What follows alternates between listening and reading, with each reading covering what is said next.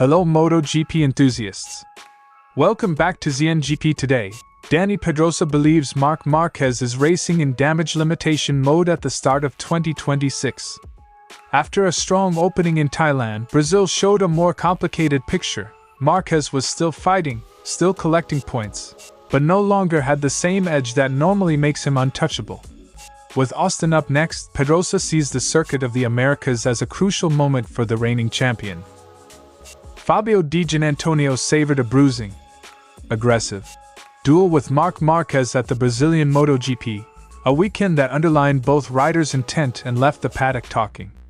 Márquez took the sprint on Saturday to claim his first win of 2026, but Sunday's Grand Prix produced another intense scrap for the podium, and this time Di Giannantonio emerged on top after Márquez ran wide at turn 11 as the track's surface deteriorated. Marc Márquez provided a study in contrast at the Brazilian MotoGP, a weekend captured in detail by Ducati's latest Inside Ducati feature. What began with meticulous preparation and cautious optimism ended with a sprint victory, a troubled Grand Prix, and a clearer picture of the issues still dogging the Borgo Panigale squad. The film paints Márquez as relentless and resourceful, but also human, probing every bump, wrestling with inconsistent feeling and ultimately, salvaging what he could from a difficult weekend. Jorge Martín returned to the MotoGP podium in Brazil and made clear who helped him through the darkest moments: Marc Márquez. After a brutal 2025 of surgeries and long rehabilitation, Martín's comeback is as much about mental resilience as physical recovery. He credits Márquez's example and a personal willingness to help as a decisive influence in finding his way back to the front. Don't forget to click subscribe button and the bell icon for MotoGP news update.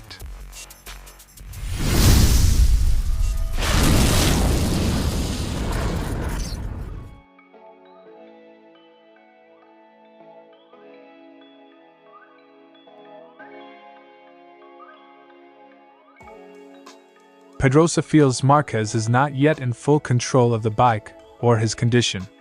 The Ducati rider is still competitive, but he is having to manage the situation rather than dominate it. That is a very different Márquez from the one MotoGP has usually seen at his peak. Right now, the priority looks to be staying in the fight and limiting losses. In Brazil, Márquez struggled more than expected. He had enough pace to battle for the podium, but not enough to fully challenge Aprilia's stronger package over the race distance. He looked a bit uncomfortable on the bike, especially on the undulations, and when he tried to push hard, the bike immediately told him no. That discomfort mattered. It meant Márquez could stay close, but not consistently attack. Even if he was not at his best, Pedrosa praised Márquez for staying in the battle. The Spaniard's ability to ride through problems remains one of his biggest strengths. Marc has a special ability to manage the limit.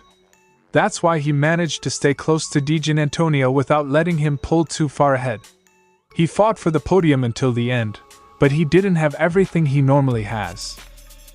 Pedrosa does not know whether the issue is physical, technical, or a mix of both. What he does know is that Márquez is currently riding with some limitation and is trying to get the best possible result until he can return to winning form. I don't know if it's a physical issue, a setup issue, or both. But he struggled. Marc is someone who knows how to push through the pain, and that's why he stayed in the fight. That assessment fits the opening rounds. Márquez is still dangerous, but not yet at full strength. Pedrosa believes Austin may be Márquez's last real chance to win one of the opening races, which matters because every one of his title-winning seasons began with at least one victory in the first 3 rounds. If you look at Marc's titles, it's rare that he hasn't won at least one of the first GPs. This could be the first time he starts without winning GPs and still manages to win the World Championship. That gives Coda extra weight. A win there would reset the narrative immediately.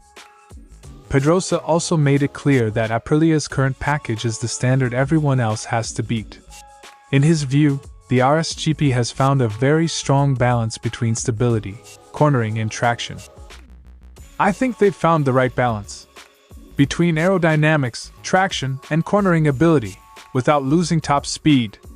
They have the right balance of everything: stability, corner entry, grip, and traction. That is why Marquez's third place in Brazil felt less like a setback and more like a warning. Aprilia is making it hard for everyone, even him. Marc Márquez is still fighting, still scoring, and still dangerous. But Pedrosa's reading is clear. This is not the usual Marc Márquez yet. He is managing pain, dealing with a bike that is not giving him everything, and trying to survive until he can attack again. Austin now becomes a major checkpoint. Brazil became a two-man contest behind the dominant factory Aprilias. Across both race formats, Di Giannantonio and Marquez pushed each other hard, trading positions and testing limits. The sprint set the tone. Marquez's aggression paid off over a short distance, but the full-distance Grand Prix exposed different variables: tire wear, track evolution, and tiny errors that can decide a podium. What looked like a straightforward weekend for the Ducatis and the Spaniard after Saturday's result turned into a more complex story on Sunday, where marginal gains and mistakes mattered more. Marquez's sprint success was answered by Di Giannantonio's sharper recovery in the longer race. Both riders made similar mistakes at turn 11 as the surface broke up, but Di Giannantonio seized the opportunity to pass and hold the position. The Italian's move was clinical. He committed when the window opened and then defended with composure as the laps wound down. "I was fully committed. I had some time to make the pass, then he made exactly the same mistake as I'd done yesterday, was completely the same." That mirrored error proved decisive. Marquez's earlier triumph was countered by Di Giannantonio's ability to convert a fleeting chance into a lasting result. Di Giannantonio described the fight as super fun, despite its physicality. He labeled Marquez's approach a bit aggressive, but emphasized the duel remained clean and respectful. The pair's exchanges combined intensity with mutual respect, producing racing that was entertaining for fans and instructive for rivals. As always, a bit aggressive with him, but super fun, at the end clean, so happy. I enjoyed it. Maybe I enjoyed it more because I won the battle. That mix of aggression and sportsmanship made for compelling viewing and a morale-boosting result for the Ducati rider.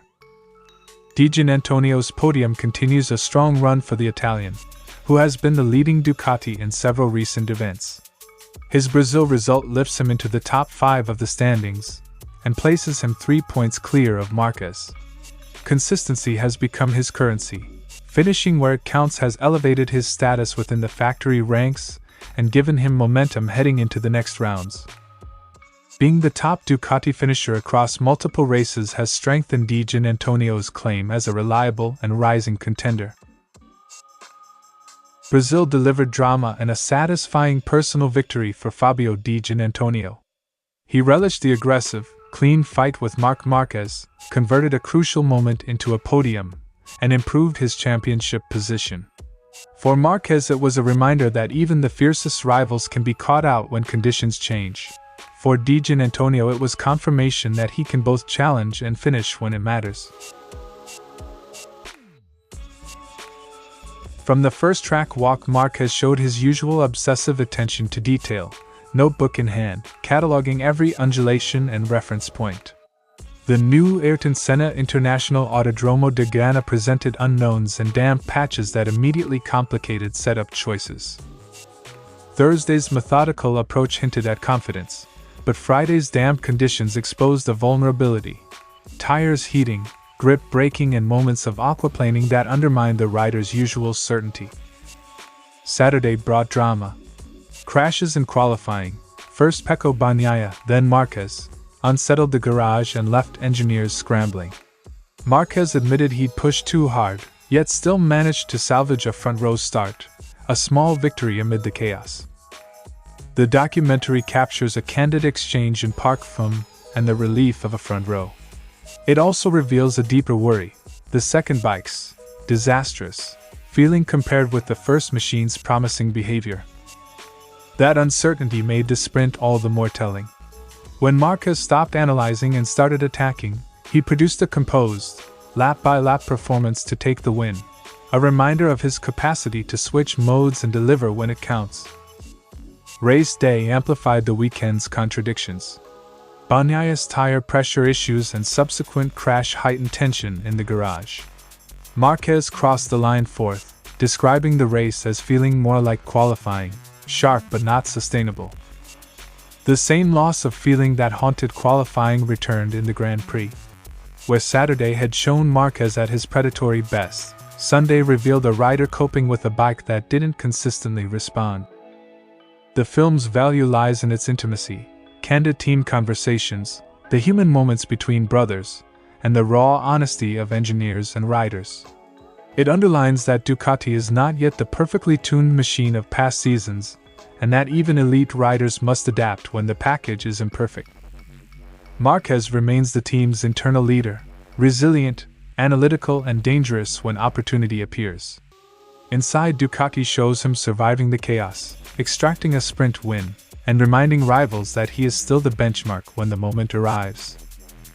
Brazil was a weekend of contrasts for Marc Márquez: meticulous preparation, a qualifying scare, a brilliant sprint, and a compromised Grand Prix.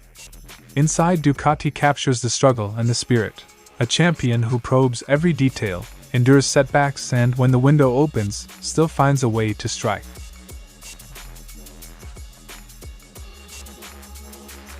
Martin's 2025 was defined by repeated injuries that required surgery and long spells away from the bike.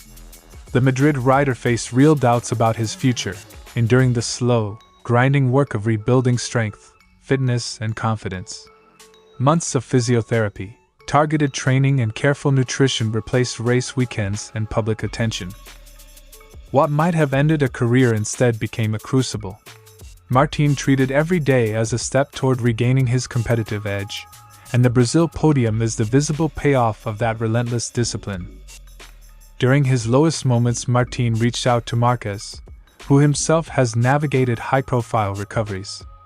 Those conversations proved pivotal. Marquez offered practical advice, empathy, and a perspective only someone who's been through similar battles can provide. "He's an animal. I know he wants to win everything. But honestly, on a personal level, when I decided to call him, it was at the worst moment of my life and he was willing to help me." That willingness to help, despite being a fierce rival on track, highlights a deeper camaraderie in MotoGP, intense competition paired with off-track solidarity when careers and health are at stake. Martin credits months of uninterrupted training since his last surgeries in Valencia. He speaks of 4 or 5 months of relentless work, physical conditioning, strict nutrition, and focused mental training. The routine was exhaustive and unglamorous, but it rebuilt the foundations he needed to race at the sharp end. "Since my last 2 surgeries in Valencia, I've been training for 4 or 5 months straight. Everything has its reward, and we're here, where we deserve to be." The Brazil result confirms the grind paid off, physical recovery matched by renewed confidence and race-craft. Returning to the podium after such a long absence is both a milestone and a statement. Martin arrives in 2026 with a different mindset, more mature, battle-tested, and ready to fight for the championship. With Aprilia competitive and rivals like Marco Bezzecchi and a resurgent Marc Márquez, the title fight looks wide open. His podium is not just a comeback marker, it signals that Martin is a contender again, carrying momentum and belief into the next rounds. The combination of physical readiness and mental clarity gives him a platform to push for consistent top results rather than occasional flashes. Jorge Martin's return to the podium is a story of perseverance inspired by a champion who knows how to come back. Marc Márquez's example and personal support helped Martin through his darkest hours. The Brazil result proves that disciplined work and mental resilience can restore a rider to the front, and that MotoGP's fiercest rivals can also be its most important allies. Thanks for watching ZNGP Today, and this is your MotoGP news update. And see you next time!